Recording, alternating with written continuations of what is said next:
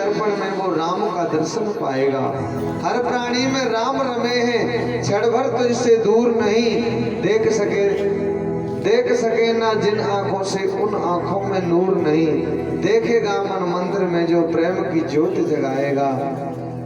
निर्मल मन के दर्पण में वो राम का दर्शन पाएगा। भगवान अपने भक्तों को पवित्र कर देते हैं, निर्मल कर देते हैं। आज सुदामा जी का स्वागत द्वारका में हुआ बड़ी धूमधाम के साथ में। इसके बाद में सुदामा जी विदा लेकर के अपने मित्र से और अपनी नगरी में आ जाते हैं। आकर के देखा है कि नगरी इतनी सुंदर बनी हुई है, बहुत सुंदर नगरी सोने से बनी है। सुदामा जी ने देखा कि अरे यहाँ मेरी झोंपड़ी पड़ी थी, वो झोंपड़ी कहाँ गई, पता ही नहीं है, झोंपड़ी दिखाई नहीं देती है। टूटी सी झोपड़िया मेरी पड़ी हती जाई ठोर। टूटी सी झोंपड़ी मेरी यहीं पड़ी थी, पर अब मेरी झोंपड़ी दिखाई नहीं दे रही, पता नहीं कहाँ गई। तब तक सुदामा जी की पत्नी आती है और सुदामा जी से कहती है, चलो स्वामी ये आपके ही महल हैं। अरे तुम कौन हो बहन जी, दूर रहो। सुदामा जी बोले, बहन जी तुम कौन हो, दूर रहो। मेरी तो वो गरीब थी बेचारी पत्नी, गरीब, और तुम तो ये सोने के कंगन पहने हो, ये सुंदर, तुम तो री पटम्बरी ओढ़े हो किनारीदार, तुम तो ये किनारी वाली साड़ी पहने हो। मेरी तो गरीब थी वो पत्नी, न जाने कहाँ गई, कहाँ मेरी झोंपड़ी तोड़ के फेंक दी, और न जाने मेरी वो दुखियारी सुशीला कहीं दुख पा रही होगी बेचारी। लगता है किसी राजा ने यहाँ, किसी धनवान व्यक्ति ने यहाँ अपना मकान बना लिया।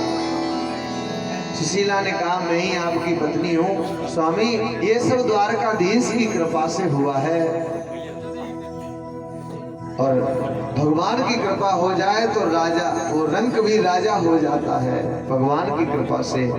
आज सुखदेव जी कहते हैं परीक्षित, इसके बाद में खगास सूर्य ग्रहण पड़ा है। सभी द्वारकावासी, हस्तिनापुरवासी, सभी देश देश के राजा महाराजा और हस्तिनापुर वाले भी गए हैं समंत पंचक क्षेत्र में। मैया यशोदा भी गई है, बाबा नंद भी गए हैं, देवकी वसुदेव भी गए हैं। समंत पंचक क्षेत्र में गोपियां भी गई हैं, राधा जी भी गई हैं। आज सब 100 वर्ष बाद, ठीक 100 वर्ष बाद आज सब इकट्ठे हुए हैं, मिले हैं, और राधा जी मिली हैं सभी भगवान की पत्नियों से, द्रौपदी मिली है, भगवान की पत्नियों से बातचीत की है। आज भगवान द्वारकाधीश ने अपने पिताजी वसुदेव जी के द्वारा यज्ञ करवाए। यज्ञ प्राणी के सिर पर 3 ऋण हुआ करते हैं, ऋषियों का ऋण, पितरों का ऋण और देवताओं का ऋण। ऋषियों का ऋण तब उतरता है जब हम ग्रंथों का, वेदों का अध्ययन करते हैं, और पितरों का ऋण तब उतरता है जब संतान उत्पन्न करते हैं, तब पितरों का ऋण उतरता है। और देवताओं का ऋण उतरता है जब हम यज्ञ करते हैं। तो यज्ञ तो आप लोग रोज कर ही रहे हो। माताओं समझ में आई? जय जय श्री राधे श्याम। प्रत्येक व्यक्ति के सिर पर 3 ऋण हुआ करते हैं, देवताओं का ऋण, पितरों का ऋण, ऋषियों का ऋण। ऋषियों का ऋण तब उतरता है जो धार्मिक ग्रंथ ऋषियों ने लिखे, इन्हें पढ़ो, इनका चिंतन करो, तो ऋषियों का ऋण उतर जाता है। और देवताओं का ऋण तब उतरता है जब हम यज्ञ करते हैं, हवन करते हैं। तो यज्ञ तो आप लोग कर ही रहे हो, ये बड़ी कृपा है आप लोगों पर।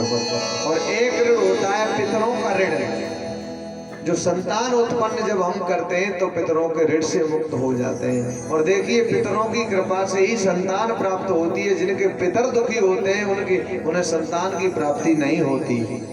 पितरों की कृपा से संतान प्राप्त होती है, और पितर दुखी होते हैं तो संतान नहीं होती है। इसलिए पितृ पक्ष में भागवत का पाठ करना चाहिए। पितृ पक्ष में तो पितर जो है, पहले दिन बताया ना, पहले दिन की कथा में, कि जिनके घर में भागवत शास्त्र का पाठ होता है तो वो पितृ ऋण से ऋण होते हैं, और उनके पूर्वज जो है पितर हैं, वो घी, शहद और मीठा जल का पान करते हैं तो वो प्रसन्न हो जाते हैं।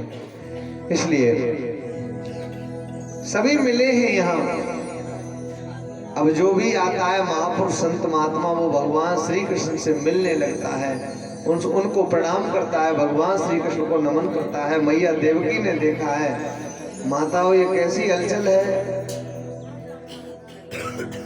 आहा आशीर्वाद, ये फिर कर लेना बाद में। जय जय श्री राधे श्याम।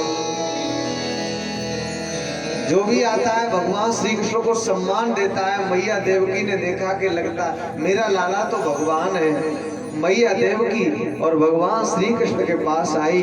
श्री कृष्ण के पास आकर के मैया देवकी ने कहा, इधर ध्यान देना माताओं, अब ये जाए इन पे ध्यान नहीं देना, बड़ी अच्छी बात है, ले जाओ जाओ जाओ।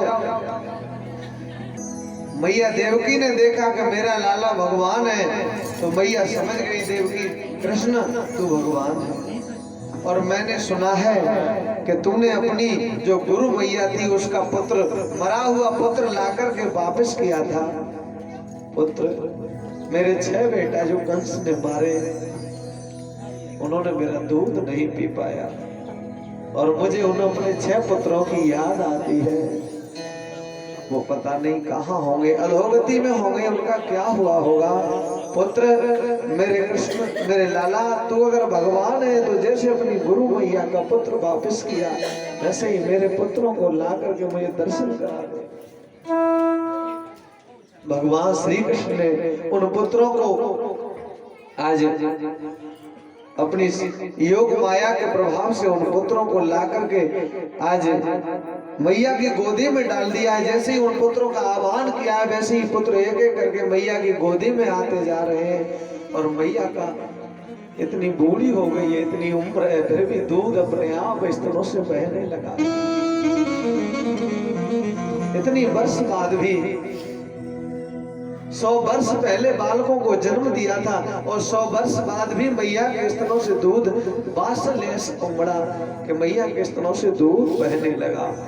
वो 6 बालक मैया देवकी का दूध पी करके और एक एक करके जाने लगे। मैया फिर रोने लगी, कृष्ण मेरे पुत्रों को क्यों भेज रहा है? तू तो भगवान है, तू इन्हें रोक नहीं सकता है और इन्हें मेरे पास रहने दे। लाला ये तो जाने लगे। भगवान ने कहा, मैया कोई फूल न बाग में ऐसा खिल के न जिसे मुरझाना पड़ा, विदिकाई अटल विधान रहा, जिसे आना पड़ा उसे जाना पड़ा। माता ये मुक्त हो गए, ये मुक्त, ये श्राप थे, इन्हें श्राप लगा हुआ था विश्वामित्र का। जब विश्वामित्र राजा हरिश्चंद्र को दान दे रहे थे तब इन्होंने रोका था हरिश्चंद्र को, इसलिए विश्वामित्र ये श्रापित थे। आज ये मुक्त हो गए उस श्राप से। मैया इनका कष्ट दूर हो गया और तुम रो रही हो। ये तुम्हें छोड़ के नहीं गए हैं, ये वापस अपने लोक को चले गए हैं। इस प्रकार ये कथा सुखदेव जी ने परीक्षित को सुनाई। परीक्षित ने पूछा, गुरुदेव मेरे मन में एक और बात है कि मेरे दादा अर्जुन जी का और मेरी दादी सुभद्रा का विवाह कैसे हुआ, तो इसका वर्णन भगवान ने किया है। अब समय नहीं है, इसलिए इस कथा का विस्तार नहीं हो सकता है। और अर्जुन के साथ में अर्जुन भगवान श्री कृष्ण की बहन सुभद्रा का हरण करके ले गए भगवान कृष्ण की ही इच्छा से, और उनके साथ विवाह हुआ। उसके बाद में भगवान बहुलास और श्रुतदेव के यहाँ जाते हैं, वेद स्तुति आती है। इसके बाद में शिव जी का संकट मोचन नाम आता है और बृकासुर जो भस्मासुर था वो शंकर जी से वरदान प्राप्त कर लेता है, मरता नहीं है। तो भगवान श्री कृष्ण ने आज रूप बदल करके इसका उद्धार किया है, इसका बृकासुर का। ये बृकासुर नाम इसका था, इसे भस्मासुर कहते थे। इसका भाई था शतायुध, उसने भगवान से वरदान मांगा था, हे प्रभु मुझे वरदान दो कि मैं जिस दुखी व्यक्ति के सिर पर हाथ रख दूं वो सुखी हो जाए। और इस भस्मासुर ने क्या वरदान मांगा था कि मैं जिसके शीश पे हाथ रखूं वो भस्म हो जाए।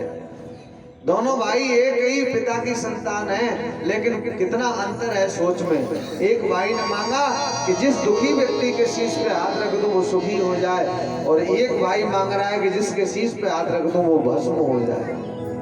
भगवान शिव जी से वरदान मांग लिया, लेकिन भगवान ने इसे पीछा छुड़ाया। भृगु ऋषि ने तीनों देवताओं की परीक्षा की है, शंकर जी की परीक्षा की, ब्रह्मा जी की परीक्षा की और विष्णु की परीक्षा की। ब्रह्मा जी और शंकर जी परीक्षा में फेल हो गए, लेकिन भगवान विष्णु के क्षीर सागर में जाकर भृगु ऋषि ने सीने में लात मारी है, और जैसे ही छाती में लात मारी वैसे ही भगवान विष्णु ने भृगु ऋषि के चरण को पकड़ लिया और कहा, प्रभु मेरी छाती बड़ी कठोर है, आपका चरण कितना कोमल है, आपको चोट तो नहीं आई? वैसे ही डंका बजा दिया भृगु ऋषि ने कि तीनों देवताओं में विष्णु के समान कोई नहीं है, विष्णु सबसे श्रेष्ठ है, सबसे श्रेष्ठ है। क्योंकि लात मारी भृगु ऋषि ने, फिर भी क्या कहा, आपकी चरण जो है वो कोमल है, मेरी छाती कठोर है, प्रभु चोट तो नहीं आई। इसीलिए विष्णु सबसे श्रेष्ठ है, विष्णु भगवान। भगवान के लीला विहार का वर्णन आता है। भगवान अपनी पत्नियों के बीच में, फिर भी पत्नियां भगवान की याद में, उन्हें ऐसा लग रहा है कि भगवान हमारे पास में ही नहीं है। भगवान जब के पास में है, लेकिन वो ऐसा लग रहा है उन्हें भगवान पास में नहीं है, तो पर्वतों से पूछ रही है, कोयल से पूछ रही है, सब जीव जंतुओं से पूछ रही है। किसी ने देखा, अरे चंद्रमा तुमने प्रभु को देखा, अरे कोयल तूने प्रभु को देखा, हे मेघो तुमने प्रभु को देखा, पूछती है, पर्वतों से पूछती है। ये भगवान के लीला विहार का वर्णन आता है। और यही तो है मेरी माताओं बहनों, अपने प्रियतम का, परमेश्वर का या किसी अपने प्रेमी का चिंतन पास रह के इतना नहीं होता है जितना दूर रह करके होता है। तो भगवान की जो पत्नियां पास में हैं, फिर भी उनकी याद में ऐसी खो गई है, पास रह करके भी उन्हें ऐसा लग रहा है प्रभु पास में नहीं है और प्रभु की याद कर रही है। तो पास रहते हुए भी याद करे प्रभु की, वही तो है। यदुवंश को ऋषियों का श्राप लगता है, और ऋषियों के श्राप लग जाने से यदुवंश नष्ट हो जाता है। आपस में लड़ लड़ के मर गए सभी यदुवंशी, सभी मदरा पान किया और लड़ लड़ के मर गए। मेरे भाइयों, मेरे बुजुर्गों, ये मदरा जो है खानदान को नष्ट करवा देती है, शराब परिवार को नष्ट करवा देती है, भाई भाई में झगड़ा करा देती है। इसका भागवत में यदुवंश प्रमाण है, जो शराब पीने से ही और यदुवंशियों का नाश हुआ था, विनाश हो गया था। ये इस प्रकार कथा सुनाइए। 9 योगीश्वरों का और राजा निमि के साथ संवाद हुआ है। इसके बाद में सुखदेव जी कहते हैं, परीक्षित